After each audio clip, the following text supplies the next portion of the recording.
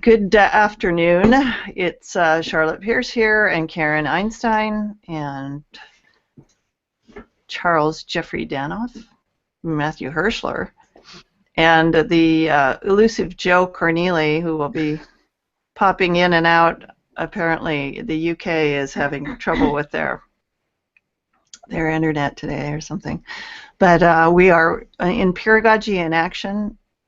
It's our weekly broadcast and Hive editing and brainstorming session. We occasionally have a topic that we pursue. I sort of penciled in the year ahead for today, which I figured was general enough to give us some latitude to talk about whatever we wanted to. So we are just publishing, we're uploading today the new version of the Peeragogy Handbook, version 3. It's now out of beta. We still have a few beta copies, and we're creating an Indiegogo campaign for the Peeragogy project with a lot of amazing rewards that are sure to tickle the fancy of some of you out there. Joe, you're back? He's like an odd internet connection. He's got frozen. So, well, let's introduce each other, and you know, I'm kind of the shepherd of the Peeragogy Handbook. I'm a publisher in the Boston area, and I've been involved with the handbook project, the Peeragogy project, for 12, 13, 14, 15. 3 years.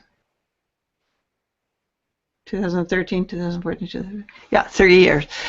And I do some other books, children's books and things, and I found the Peeragogy methods very useful for many of my pursuits in life and professional activities. So, Karen. Hi, I'm Karen, and I've been with the Peeragogy project for half a year now, maybe a little bit more, and I love it. It's a great way to connect with people also interested in peer teaching and peeragogy around the world. In my previous job, which I seriously miss, in Spain, we did a lot of peeragogical stuff, a lot of peer teaching, peer observations, and it was the way that I definitely learned the best. And now I'm working different jobs. I walk dogs, learn a lot about dog training, which I didn't know before, from my peer, and I'm working with Charlotte in the publishing organization that she runs. And a lot of peer work there of people really helping out each other out in terms of illustrators and editors and authors and printers and publishers, all reading one another's stuff and offering advice for one another, which is fantastic. And I'm looking forward to doing more exciting things with it. Charlie? Hi, I'm Charlie. I'm based in Chicago. Working at Peeragogy for a few years with Charlotte. And nice intro, by the way, Charlotte. It was excellent. And yeah, and Karen and Joe and Mike, other people. And I've also had some experience with teaching and like peer learning or peer teaching and peer evaluation, and then also kind of just implementing. Like we've done implementing Peeragogy in the wild, for instance, because we've put together the handbook and other things. I love it. All right, I guess Matthew next. I'm really glad to be here. I am hungry to apply Peeragogy to the project I am working on and have been working on since I joined you folks on and off in over what must be 2 years. I'm just really glad to be here, and I'm looking for ways, to apply this to more constitutional understanding or something. Yeah. Don't ask people my age about elapsed time because we, we have trouble with it. Joe's now shed his what do you call it, a jumper? Yeah, I switched jumpers while your back was turned. I took off the one that was wet, and now I'm wearing one that's dry, so it's a big improvement. Well, I did a poor imitation of your intro to Peeragogy, but I figured we'd kill some time till you got here by introducing ourselves. Nice work. Yes. Did Karen introduce herself as well? Yeah, we all have. It's your turn, Joe. My turn. This is Joe Konami. Yeah. Fantastic. Yeah, so hi, thanks. I'm Joe. Today's the 14th of January, so I'm going to be with you guys, I think, for one more hangout before I take a long walk off a short dock. Well, no, not like that, but basically I'm PhD. I have earned a PhD. I now have a postdoc, and I'm now looking for a job. So very soon I'll be a full-time job looker in addition to a full-time postdoc, and I'm not going to have any time for any other fun or hobbies or anything nice. So so I'll have to stay in touch with you guys at a reduced rate until I find my stuff. But I want to be clear that I use Peeragogy as a computer scientist. So Charlie's seen this application that I put into the Turing Institute. If I get that job, I'll be getting paid to do Peeragogy for robots. Which would be great because, of course, if they do it, well, then we can continue to do it and we can play with all our little robots. And they'll probably need a constitution for their robot societies, and I don't know. I mean, there's lots of, the sky's the limit, but can't count on that. Accelerator for your job search, Joe. Huh? What are you saying? We should do a Peeragogy accelerator on your job search. Yeah, well, there's a couple more. Here comes Ray. So turn this. Welcome, Ray. Yeah, Yes? 1 minute. Okay. 1 minute. Let me just get the first Well, are thing. we really getting Ray on video? Maybe. No, because I don't have the bandwidth. Let me just get rid of this thing. No, just wait. Let me get this because unless I set this up. Where is it? Okay, here we go. I did ask Kira, based Here we on go. that email, Joe. Yes. Oh, invited her. Yeah. Yeah, I think she's busy with her child today, so she'll be back in a couple weeks. All right. Oh, I got No, my. I mean not Laura, but Kira, that Howard's referral. Yeah. She just wrote. She wrote today that said she'll be back in 2 weeks to join us. So she'll be Yeah, back. I got it set up, by the way. I'm sorry, I see a moment. Good. Nice audio, very clear as well. All right. So, Ray, if you'd like to introduce yourself, I think you know everyone here, but you might as well introduce Yeah, yourself. well, so I don't think there's any. Well, I think everybody else also knows me, so. Well, the greater audience doesn't. our adoring public. Well, I mean, okay. Well, I was going to say Raymond Puzio. I've been involved with Peeragogy and Planet Math for a number of years. Mm-hmm. So And you're in New York, somewhere, yes, in that area, in the New York area. the vicinity. Okay. So I was thinking of you actually today because there was a meetup around this new ABC theorem taking place at Oxford, and apparently it's quite hard for people to understand. So this is like the new, latest hot topic. Yes. So, What's the topic, Joe? Did you say? Well, they're probably talking about Machizuki. yeah.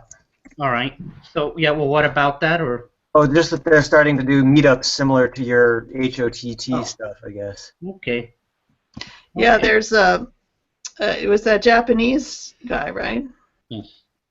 I think maybe. Yes. Machizuki is Japanese, so yes, they're probably discussing his theory. Yeah. Mm-hmm. But the conjecture is called the ABC conjecture. It's a conjecture in number theory. It says if you have three positive integers that are relatively prime and satisfy A plus B equals C, then some stuff. I don't know. But nice introduction. I like the some stuff, and that was very helpful. I like the way the people who finally understood it were then rendered unable to explain it to anyone else. Yeah. Well, the basic problem is that only at the moment Machizuki and about 3 other people understand it. I see. Okay, is this going to be like you know the answer, but you don't know the question anymore, and so you go Well, the searching for question, the question? well, the question is known. The only problem is they claim to have an answer, but since only 3 of them, then people aren't sure whether that's correct or not. Yeah, I mean, see. Cool. so Cool. You know, the idea would be to get maybe a few other, if anyone else could understand it, then maybe they could verify it. Yeah, no, my brother used to do a lot of calculus on the internet, and he loved problems that only like 3 people worked on.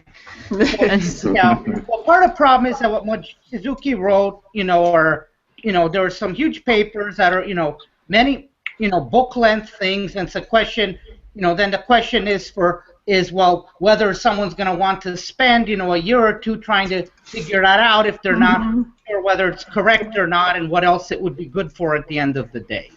yeah, I mean, do they even know what it's useful for? I mean, Well, I mean, it's not useful so much in a sense, useful in the sense that it would settle this, if it claims what it does, it'll settle this one problem, this ABC conjecture. Now, then the question is, okay, so it's used for that, but the question is it useful beyond that?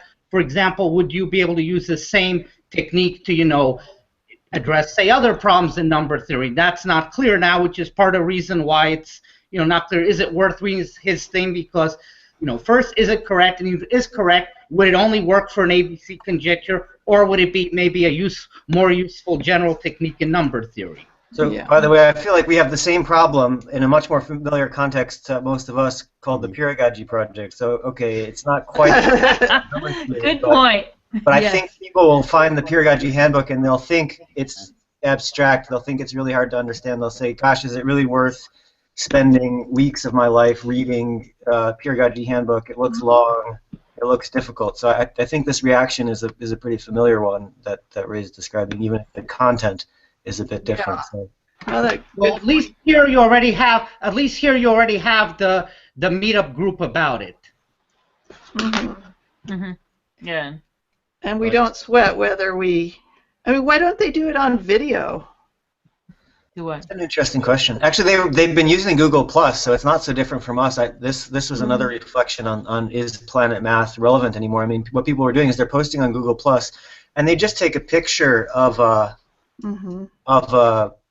piece of paper with lots of like colorful ink. It looks really great. It's probably like the best way you could communicate mathematics aside from a Hangout or aside from being there together. But I suspect the answer to your question, why don't they do Hangouts, is if this guy is Japanese, there may also be a possible language. Well, I also wouldn't be surprised with just a simple cultural thing that these people are used to having conferences in person and not used to trying to, put it online. Yeah, They're true. afraid if they put it online, they're going to get, it'll fill up with cranks who are going to slow it down or who knows what.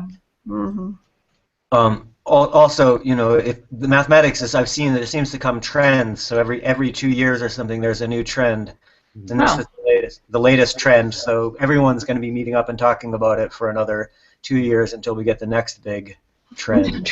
Yeah. Oh, cool. Yeah. So anyway, so sorry, that's a bit of a sidetrack, but these meetups, in-person meetups, are indeed how they do it in the mathematics world. We had a couple links, speaking of in-person or online meetups. Charlotte and Charlie and I did some work yesterday. I'm trying to find the links. Now that I seem to have an internet connection, it works a lot better.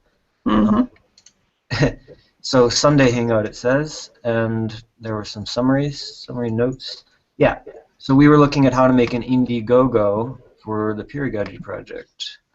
And I think that's pretty good. I hope that these links I'm pasting in now work for everybody. One is a Google Doc, and the other is a GitHub doc. So the GitHub version is like a draft, and the Google Doc one is like notes towards a better draft. And we thought we maybe could spend some of the time looking over this. There's a nice table, which I think was the main thing we worked on yesterday. I hope you guys see everything here. Let me just check. Just accept. I have the Mochizuki. More importantly. Did you put some links up, or are you screen Yeah, sharing? they should be in the. They should be in the. Yeah, I see them. You see them? Yeah. I can also screen share it. Right after Mochizuki. Oh, maybe Charlotte does. We've got many Peeragogy projects. Okay, I guess I'll just open them all and see where we are. Yeah. Let's see if I can screen share. I've actually done some research into prime numbers a bunch of years ago. Wow. Yeah, I'd love to talk about it sometime. That's cool. I didn't know that about you. Ray. I guess you might have mentioned a mathematics background, but I'm not sure you did. So, anyway, so the at the top of the document you It see seems related. some like budgetary details. Oh, thank you. Whoever turned it not pink, that's much more helpful. So we've printed some copies of the book, so like we've got a negative on our bank account right now, basically. But if we get a bit more money, we could make a better version of the book. And if we get quite a bit more money, we could start a company. That was the thought. Other people may have other ideas about things we could do with money that would be more interesting. But these are some initial ideas.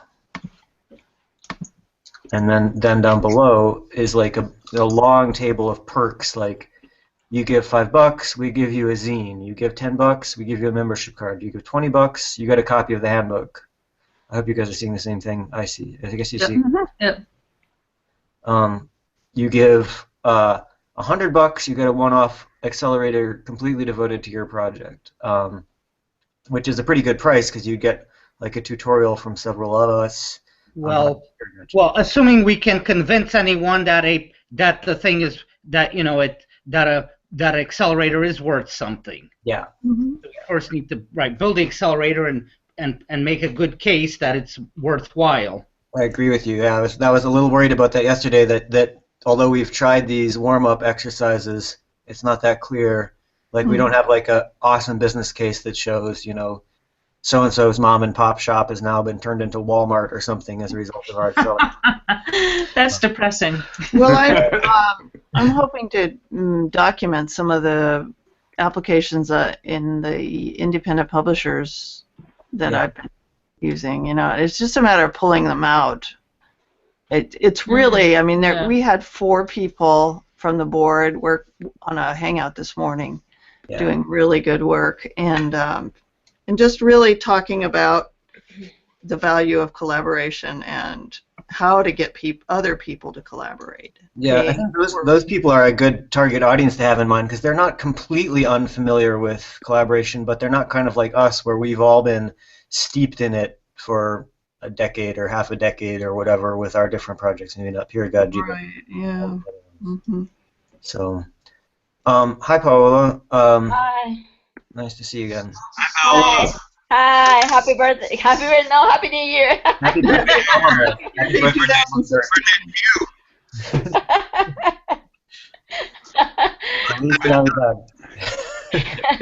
and that too. Feliz Año Nuevo.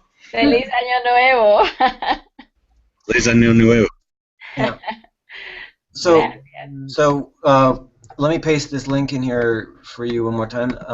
And we were just looking at possible Indiegogo, and I thought maybe we could also get started, if for those who want, on the other draft. I'll maybe just create a brand new Google Doc for that. Quick work. But let me be quiet and do that because.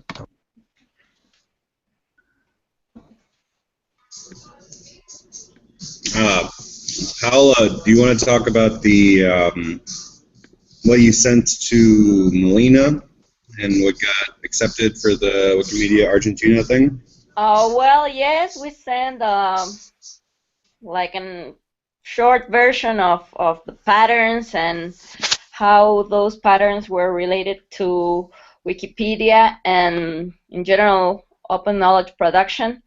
And it's going to be published in a site that is very well known in South America. It's called Educar in Argentina, and it's going to be published on March. It's going to be released just before the beginning of the schools. I don't know, they have a different like beginning of the school period, so it's going to be released just before that.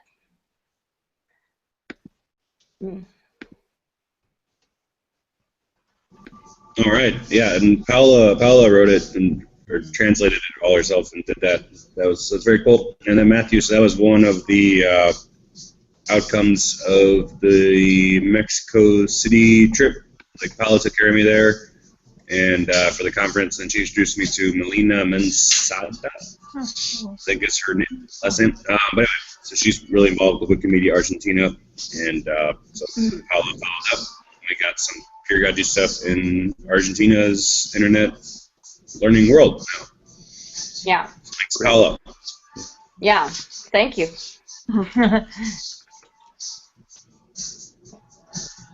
How's, looking forward to it. Oh, we see Google. Let me put the here. So. Yeah, one of my New Year goals or wishes is to write the article about pedagogy in Spanish, because that exercise was good, I think, and maybe we will need another piece to publish somewhere. Oh.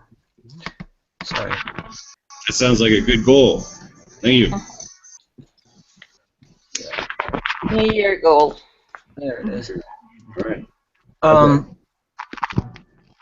Yeah, that's another thought about this Indiegogo is if we just do it in English, it's a bit limited. So in theory, we could have two of them in parallel, or just translate the same thing into Spanish as well. I mean, I don't know how many people are out there, but that would be one of these things. When we were talking about what could we use money for, Paula said that was like where we started the money. It was like, look, translating this thing is a pain. If we had some money, we could pay someone to translate it, and that would be better. And I agree. I mean, so that would be a really concrete. The book exists. The risk is just, that we wouldn't get someone. So not high risk, because I think we could easily find someone who could do that.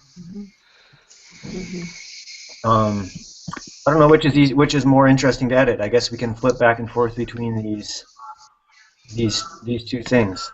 I'll put that in right here. Okay. Well, so one general thought I had when looking over, the document is that it does look, it looks good. It just, to me, it's just a question of thinking, okay, who would actually want to pay that much for these things, and what might convince them that it's worth the price in general. Very good question. Do you have the answer to that question, Ray? Well, I don't have it. I only have, so far, it's just a question. You have an No, it opinion? is a good question. But obviously, I guess, it could be to go maybe down, one way could be to go down the list to different items, and there might be different answers to different ones, or at least as a way of getting started. Would you want to donate the money, Ray? And then we could just simplify the process? Well, the amount I would donate would be far too small to get much done. So that's a good. That actually is. Let's start there and think about. That's fine. If we had 500 people who wanted to donate a very, very Wait, small one amount. second. I think Matthew had something to say to Ray's earlier question. I did, actually. Am I unmuted? Let me see if I can. Yeah, we got you. Yeah. Oh, you got me? Okay, good. Yeah, I picked up this book the other day. The complete book of questions. He's got 1,001 questions, and I thought of it because I realized that questions are a real opportunity to make a connection, to personally connect, also to find out what things are about. They're just a really I hadn't thought about it that way. But in a pedagogical setting, I suddenly see the potential potency, and also looking at this. I'm looking at the draft of Peeragogy Indiegogo front page, and it's raising questions for me. And I like the format as a blank. You need blank because. And when you answer it, as a teacher, you need to buy the Peeragogy Handbook because it will show you how to organize your classes more efficiently. That raises a question. can you give me more of a picture than that? Can you? Yeah. Yeah, that's a good point. Yeah, so for each user story, whatever rationale we give, we need to be able to like back it up. Yeah. Well, so I think that particular one is a really good, is a pretty central use case. I think right now, like if we could find, even if we found a few, even if we found one teacher who wanted to use this book as a classroom resource, like actually they'd be buying 20 copies. So I was writing to someone recently. It's not about moving paper copies. I mean, we'd like to, but it's more about getting people involved with the project. And if we got 20 people involved with the project, even if they all didn't buy the handbook, Right. if we got a whole classroom of people involved with it, it would be huge. It would be like what we do. You know, it's an exponential thing. So like, you know, we get 20 people here, we get 20 people there. Suddenly the project is much huger than ever before. You know, it's like it becomes a bit viral. So the question, I guess, like maybe people could say, like, there's been a number of people here. I don't know how many, but I know for sure Paula does it currently. But many others here have also like been a teacher in front of a classroom. Charlie, Ray, Karen. I don't know about you, Matthew, if you've done teaching, but like, or Charlotte. I've been a TA, so I'm not a very good one to speak up about as a teacher, but maybe some of you guys. No, TA I mean, is significant. I think to me, I mean, would be, if I were a teacher, the value would be that my students are become immersed in the learning process and become better learn. I mean, this is a lot of words, but they become better learners, and the outcome is better. You know, the learning process is internalized by the students and makes me a more effective teacher, really. It's not just organizing my classes more efficiently. I think, you know. I think, like, if I were teaching again, I know that there was a lot of interest that was really being generated in learning, getting your students to figure out how they learn, like what, how they learn together, and like what they can learn from one another. There was a lot of interest in that with the British Council when I was in Spain, and I see that happening to a certain extent here in the States. But institutionally speaking, it's hard. I think part of the challenge that the States faces is that the educational system is just so huge, and there's so much incredible variety within the different areas. I mean, kind of Montana has some educational needs that Massachusetts doesn't have, et cetera. They're really very different, but I think there is a big call for the whole idea of learning how to learn, and especially learning how to learn in groups. And there's, you know, one of my, well, kind of like my main interest right now is social emotional intelligence, and it's big here in Massachusetts. I think it's probably big everywhere, but I just haven't been looking out and kind of following it in other areas. I've just been finding it here, and I think that the Peeragogy book actually has a lot to offer the educational community, and I think the educational community is ready for it, but there's so much research right now out there that it's a little overwhelming. How do you boil that concept down into? Yeah, I think as a teacher, I need peeragogy because. Well, one thing I need peeragogy because the whole idea of getting your classes to work together to solve a common problem is becoming a new and up-and-coming thing.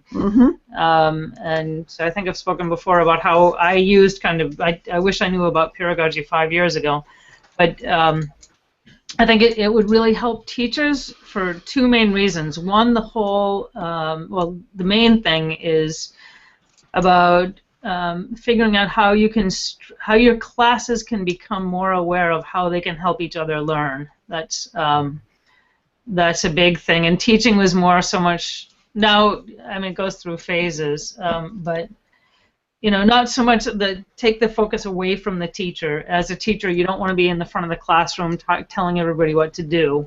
You basically want to give the students projects that are a little bit more difficult than what they're accustomed to doing, and you know they have enough tools and they can figure out what tools they don't have. and they can use each other as resources. And so I think peeragogy is really good for that.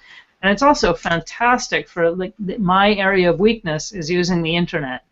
I'm still learning. Charlotte's very patient with me. But I think in the Peeragogy Handbook, there are a lot of great ideas on how to use the internet to get people to work together. So those are just two ways that I think it's valuable. I think it's a really valuable tool for teachers.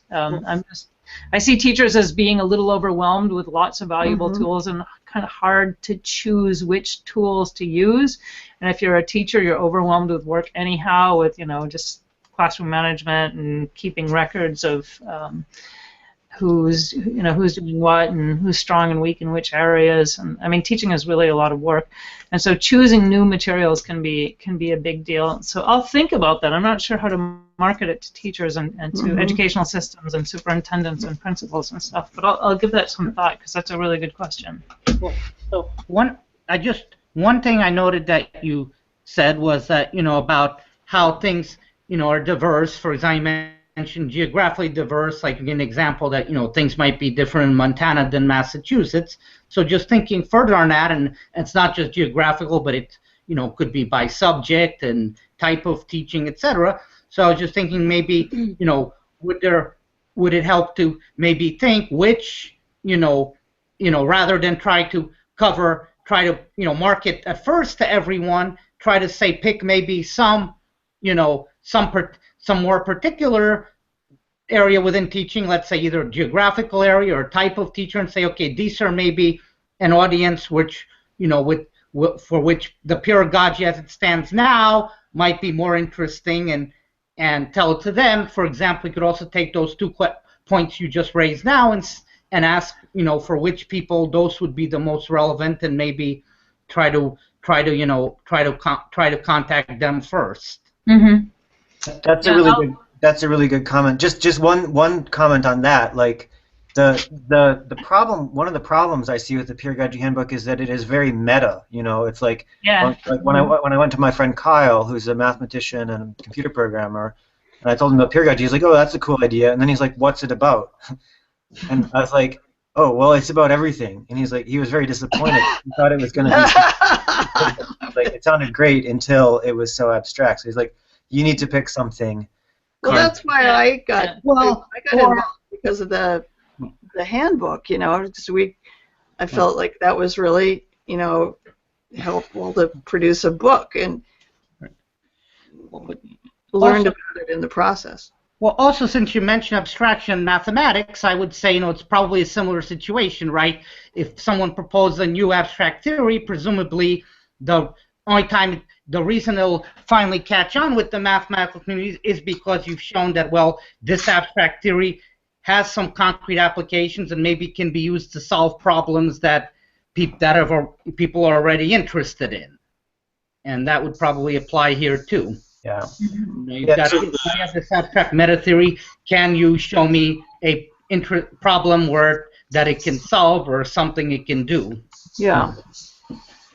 Yeah, and I think the mathematical way of building knowledge is a good, like, metaphor or roadmap for us, or something like the last night I finished reading this. I don't know if you guys read Logic Comics, but it's a comic about Bertrand Russell and logic. Anyway, I felt like kind of similar in some sense to what we're doing. Like, when he was early 20th century, there wasn't any foundations for mathematics. Not a lot of things were defined. I don't know if I think it's better now after his work and some other people's work. But I don't know. I guess, yeah, I thought about that because you said Ray. So I don't know. We're kind of like trying to, it's like Carn was saying, new learning, and how people learn. Trying to kind of define. There's not really a foundation for education, at least that I'm aware of. It's like there's a lot of ideas and things, but already have jobs. Yeah. Yeah, it's like a new foundation. So I want to share two things that I gotta show you.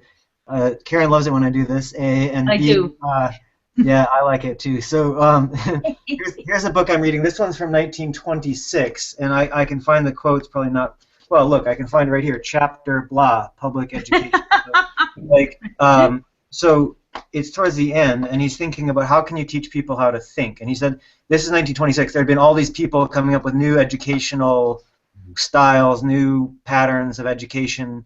And one of them was basically let people go, free range education, they don't need structure. And this guy's like, thumbs down, they need structure. So let's be clear, I don't think peeragogy is like reinventing that educational like innovation from 1920s. I think like it does provide a structure. And that's what's exciting about it. Like it provides a different kind of structure though from like A, from a normal teacher in front of the classroom, and B, yeah, it's like Karen I think was just saying, like the teacher in front of the classroom is getting exhausted, so it provides something complementary to that. It doesn't have to like replace the teacher in front of the classroom. You could have even more structure.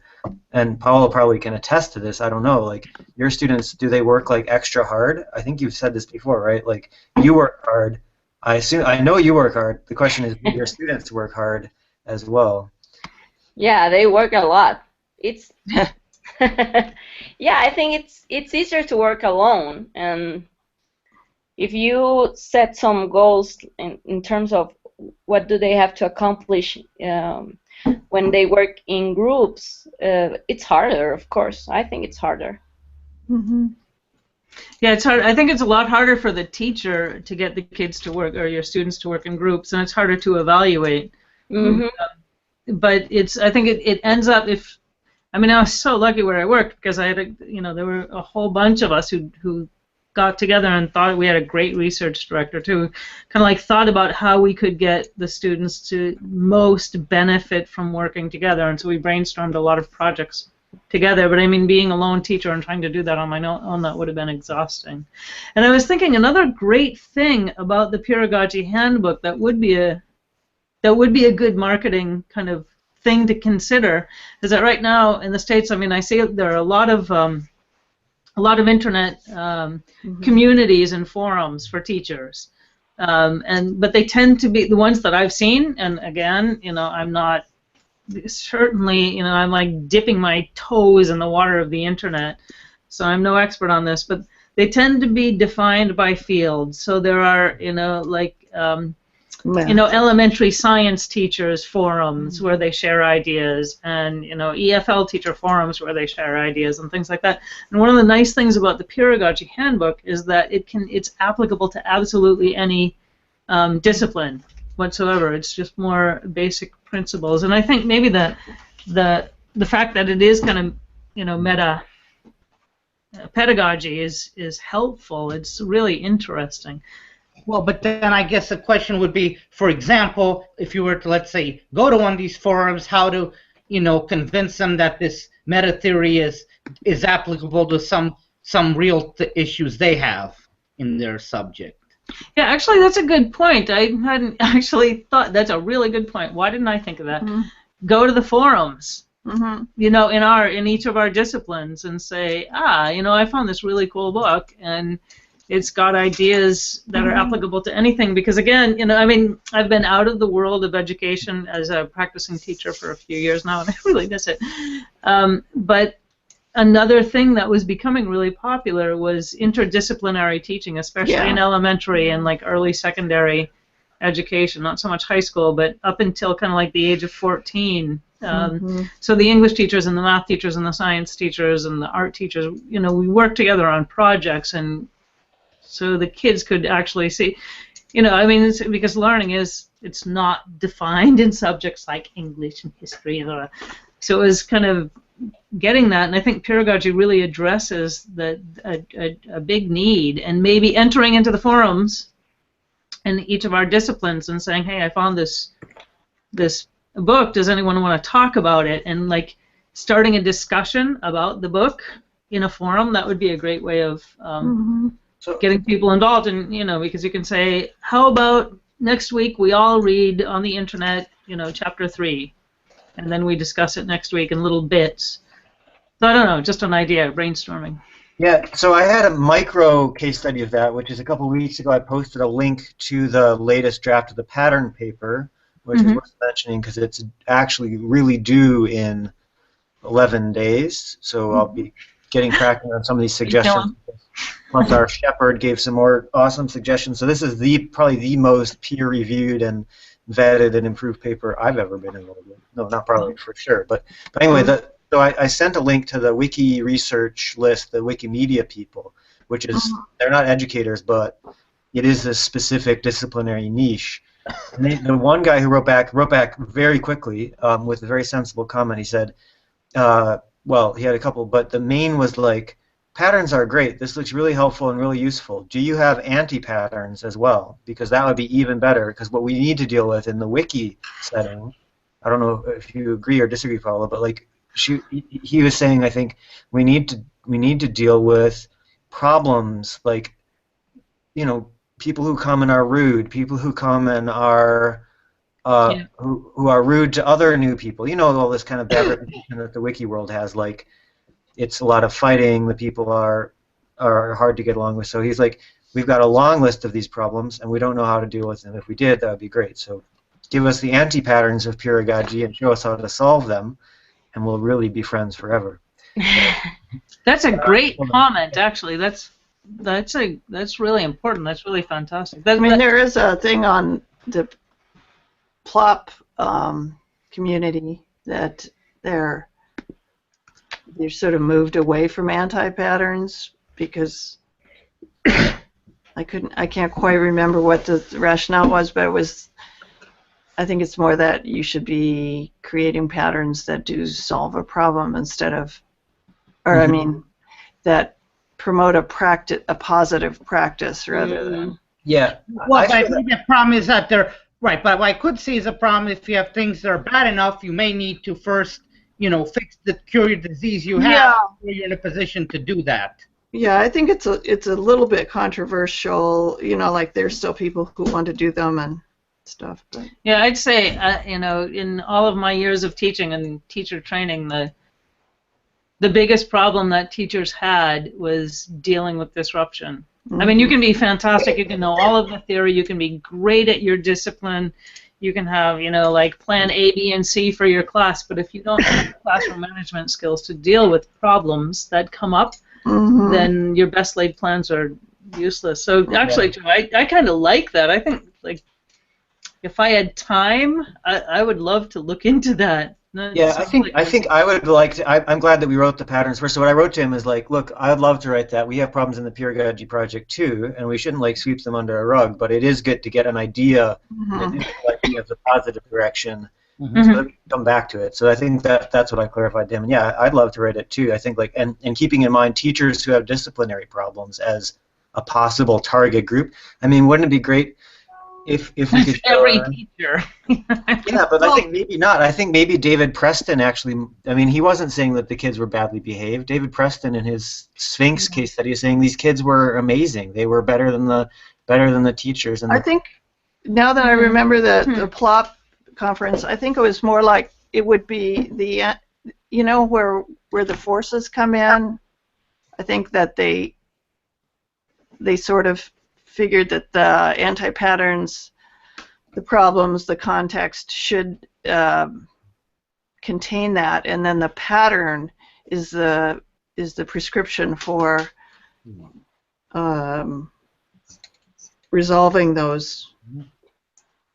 I think you're totally right, Charlotte. And I think that would be the best way to write it. I think that but I think it would make a difference in our mindset if we were really focusing on the problems and difficulties we'd had rather than the great ideas and the successes that we had. Well, I didn't want to work on that because it was just like so depressing and frustrating to look at. Well, to me it sounds more like, you know, a matter of extending it, and one sort of extension, the practical direction, saying, okay, one way to make it practical is that, you know, in real world there are going to be problems, and now we show how, you know, the patterns or whatever or theory we have can apply to that also.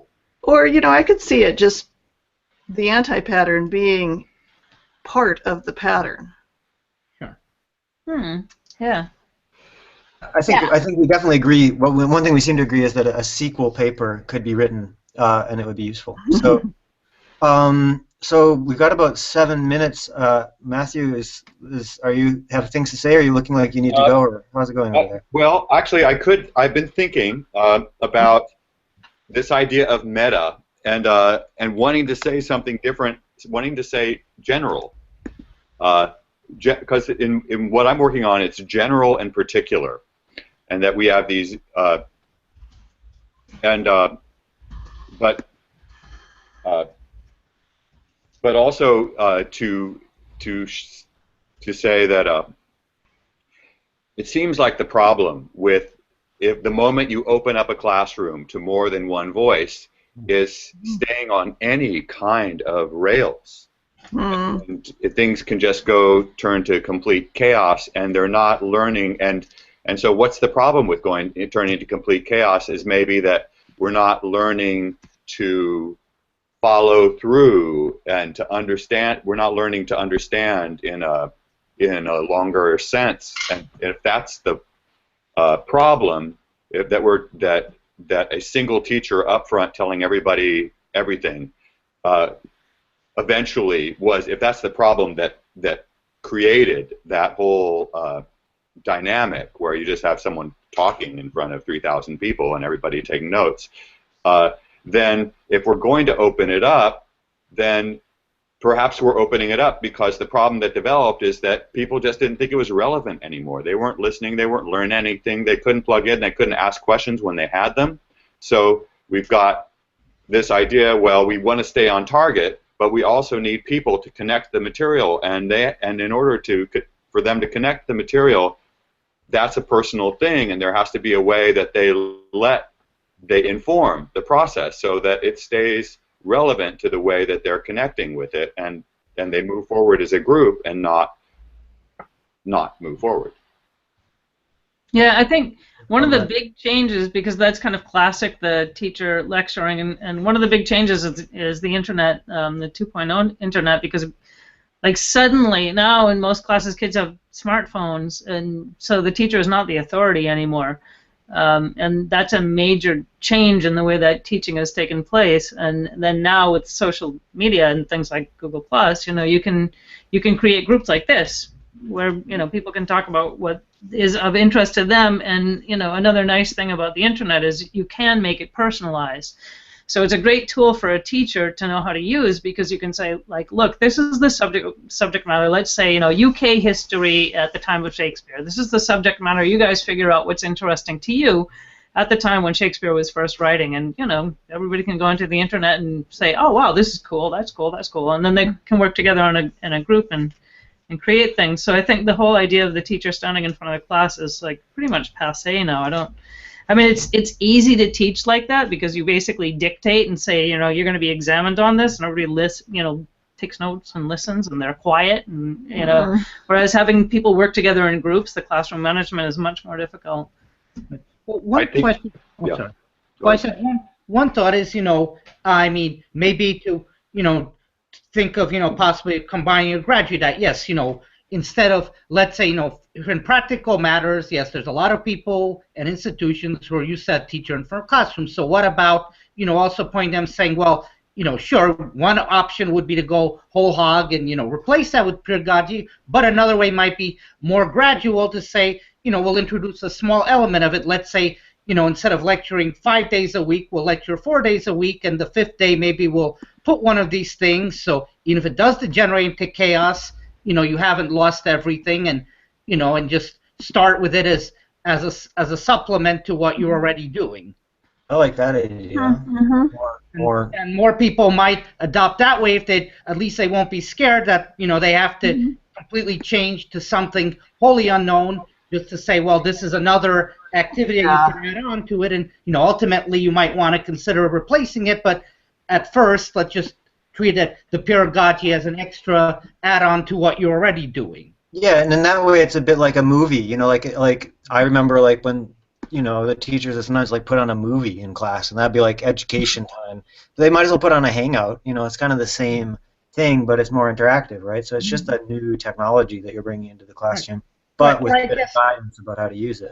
Right. Or the way I could see, like, let's say, or not only, let's say, a recitation section, or what I was saying, let's say in your example with Shakespeare, I could see, yes, let's say 4 days a week we'll have the regular lecture on Shakespeare, but maybe the 5th day we'll have a session where, as you said, the students then, we turn the table and the students have to come up with things like the question you asked, finding out, things like you said about why it was interesting.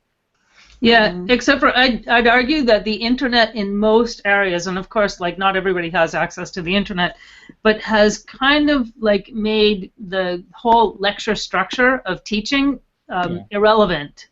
And so now we talk a lot about the flipped classroom, which is where, you know, what used to be the classroom part of the class, where, you know, the teacher lectured or showed a movie or whatever they did, that's now given for homework, and you know you watch the lecture on the computer, and instead you do your homework. What used to be the homework, the exercises, you do that in the class, and it's so much more valuable, because God knows how many parents I've talked to who are like, oh my God, I forgot all about this, you know, about English composition, and now I'm trying to help my kid do English composition at home, and I'm trying to learn all this stuff and help my kid. And instead of that, now the kids are actually doing the exercises where they work out, and where it's like being a yoga teacher. You know, you have the kids in class now, and they've done their homework of listening to the lecture at home, or, you know, listening to the recording or whatever. And so in class, they're struggling with the material and trying to figure out how to use it to express themselves. Like, I mean, I teach English, but you could do it with anything. How to talk about history, how to write about history, and they're doing it in class, and you're there as the teacher. And so you basically, as a teacher now, you're not a lecturer, you're like a resource to help people deal with the challenges that they're facing. You help them over the obstacles. You know, they're like, hey, you know, Karen, I'm stuck, I don't know how to paragraph this, or I'm stuck, I don't know. And so, like, ideally in class now, you have the students ask each other their questions. And I mean, English composition, for example, you know, I have one kid who's great at vocabulary, working with another kid who's great at paragraphing, and another kid who's great at content, and they're all working together, and they get stuck, and then they call you, and that's kind of like, teachers are facilitators now instead of lecturers, and the internet has almost made lecturing, like, that's really old school. I don't know that many places that do that anymore. Well, so I mean, I think we could certainly use that as an answer to Ray's earlier suggesting question, like, what kind of teacher would we pick? So what about it, just like, without doing the statistics? Certainly there's some people who do flipped classrooms, and so we could say reach out to them. And I think listening to what you say is like, they're already doing peeragogy, or the students in their classes are, you know, like the whole go help each other, help the students who get stuck. I see many articles like that flowing by. So like, find some of those teachers. In fact, one of them, the most famous one, is right there at Harvard. I can't remember his name, but you probably know who I'm talking about, somebody out there. Some famous guy. He didn't invent flipped classrooms, but he's the most famous user of it, and he's in physics, actually. So he's in the physics department. We could go to him and say, hey, you know, you're using this in your classroom, we think. What about, you know, could you review the book? Would it be useful? Do you want to take it beyond that? What about for the graduate level seminar? Where do you think it would be useful? I'll find his name in just a second. Oh, that would be great. I'd actually be happy to, like, get into that. That's cool. Take on another project. I don't have enough. You know? That's a great idea. Joe, you know, I know you have a PhD. Congratulations, by the way. And you did your postdoc, and looking for a job is anything but fun. But please stay with us. It's like one more week. No, not just one more week with Joe. You gotta stay, please. Well, he tried to do this before. His name is Eric Mazur, and yeah, Did you hear what I was saying? Yeah, so I'm not ignoring it, but I think I will reduce the bandwidth. Thank you, Karen. I appreciate that. Okay. You guys, Eric, what? You find me a job at Harvard. Wow, I'll spend a lot more time hanging out with you guys. I'll talk with Eric then. You know, I'll invite him out. Just go put in a good word for me. Say, you know, if you like this book, you got to hire Joe. Well, in that case, you could also go back to where you were in Boston last time and get this. Yeah, I'd move right back in with the same funny lady in that place right by Fresh Pond, and gosh, that was a wonderful summer. Hey, then you could tear out invasive species with us. That'd be cool. Karen's the expert on invasive. So we have a lot more time, but anyway. Okay, wait. What was his name? Did you say Eric? Eric Mazur, Amazur. Area Dean for Applied Physics and Bolkonski Professor of Physics and Applied Physics. He's got quite a job title. Oh, okay, cool. I think it stops here. I'll paste this in. Okay. I mean, also, yeah, about the physics side, Ray is a physicist too, so there we go. We've got a physicist on board in case he wants to know our credentials in physics. Oh. We'll point him to Ray. Dean, okay. So, any other closing comments? This is a good progress. I guess we don't have Charlie, who is gonna maybe be the lead writer of this stuff. I had a closing comment for today. One is just like I think in terms of the year ahead, it would be really good, as we were doing with Doug, to like document some of the practices. So like Charlotte, I don't know how to. I've forgotten if I once learned how to create a new event for the future. For like 2 weeks. I put it on the GitHub It's on protocol. GitHub. Okay, so that's perfect. That was exactly the perfect thing to do. And then anyone else asks questions, you just say it's on GitHub. But Yeah, if you, other things that like we should just remember, like what are all the trivial things, the easy things, the hard things. and I could do a little video of how to load the lightning source and stuff like that. Yeah, so I think that this is a perfect conversation. How do I ... question mark, and then the answer is it's on GitHub. So back to what Matthew was saying about questions. There you go. This is the ultimate answer. It's on GitHub. It's already documented. I'd love to read that 1,001 questions. Yeah. So maybe we should think of a few of those. How do I ... questions, and then try. Well, also, by the way, one thing I was thinking, this also make another suggestion. We're talking about accelerator sessions. Having such accelerating sessions, let's say for a teacher, where a teacher would come in, where they're doing whatever they're doing, lecturing from a classroom or flipping it or whatever, and have maybe the accelerator be somewhere where a teacher would come in and might explain to them how you could add peeragogy to help what you're already doing. That's a good idea. Yep. So yeah, Charlotte, bring in those teachers or the principal you were talking about, the head of the school you were talking about sometime. They've been like floating on the edge of peeragogy. Peeragogy, yes. Where have I heard of that? Oh yes, it was from Charlotte. Charlotte, her kids are so wonderful. Because I'm thinking about it, I'd like to share how this is connecting with what I'm working on in terms of generals and specifics. I want to say that sometimes general and specific sound like they're opposed, and I think that's a wrong understanding. That you can have that it's more also about theoretical and applied. And when I heard that phrase, that when Raymond used it, that's talking about how you can understand things generally. You can also understand them very specifically in context. And it's my sense that I want to use the metaphor of breathing and a throat, and how if you get into one context or another, and you don't allow people to inform the discussion and keep it broader and general, as in talking about, say, heat instead of matches or something, where there's that, then people can't really, then it loses broader appeal, interest, application, context, and people can't really see the point, and they can lose sight of the point of the learning, and then what in the world would you learn by, except you'd notice ants crawling on the floor or something. So we used to count the dots in those acoustical ceiling tiles. Oh no! That's really. You put your finger over, like 3, and then you'd move it, and then. Yeah. So just feeling like that is part of where the education system will break down, and has in the past broken down, and something that peeragogy addresses.